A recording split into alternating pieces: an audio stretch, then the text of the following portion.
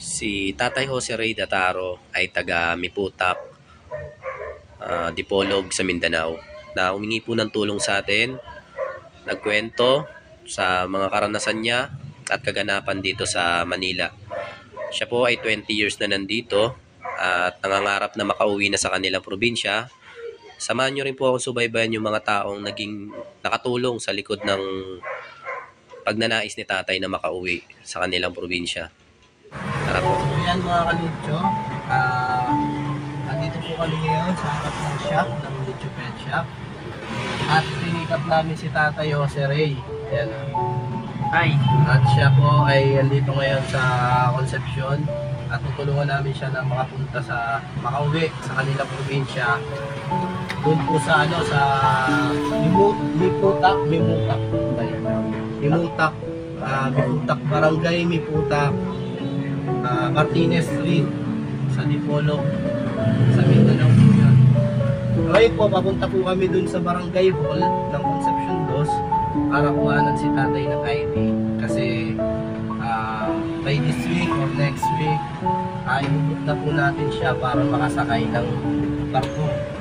Baka hanapan siya ng identification, so kuhanan po na natin siya ng barangay ID mula dito sa Concepcion 2. Si Tatay Ray po ay halos 15 years may na po dito sa Maynila.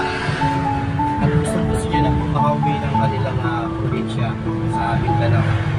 Tara, sumali po ako.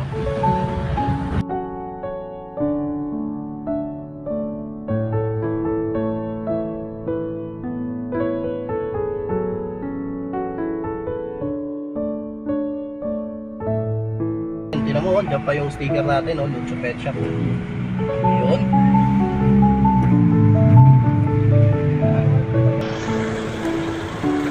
Guys, pasok na kami sa Barangay Hall, guys. So yan, mga kalutsa, dito na tayo sa Barangay Hall. Dito na tayo sa Barangay Hall ng Concepcion. At ito si Tatay Ray. Ayan tayo.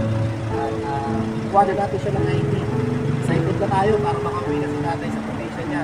Babalik ko din siya. Medyo matagal-tagal lang siya dito sa Maynila. Tara, samahan niyo kami.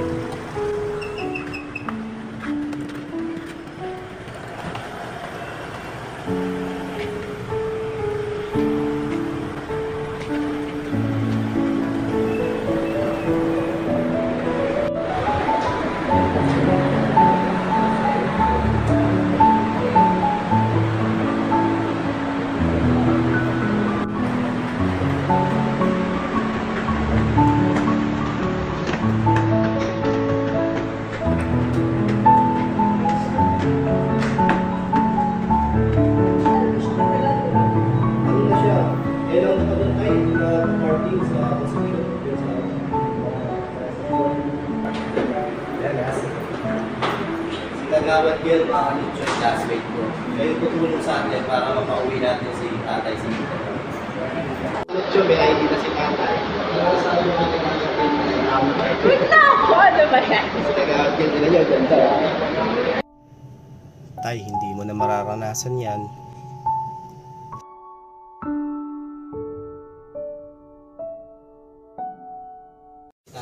Yan, si Tatay Jose Ray. Yan, ay papunta kami ngayon ng Quiapo. Yan, masaya rin si Tatay Jose Ray, oh. Kasi papasalamin na natin siya. Uy, masaya si Tatay. Bago yan, lang makauwi, di ba? Para makikita niya ng maayos yung mga pamilya niya. Malinaw yung mata niya.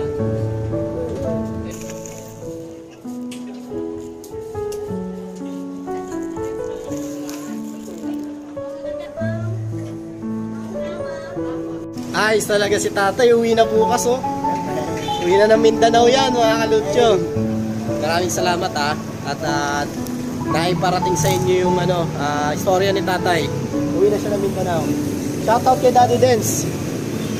Daddy Dance, maraming salamat. Opo, yun. Shoutout kay Ride and Roll, tay. Ride and Roll. Ride and Roll, maraming salamat.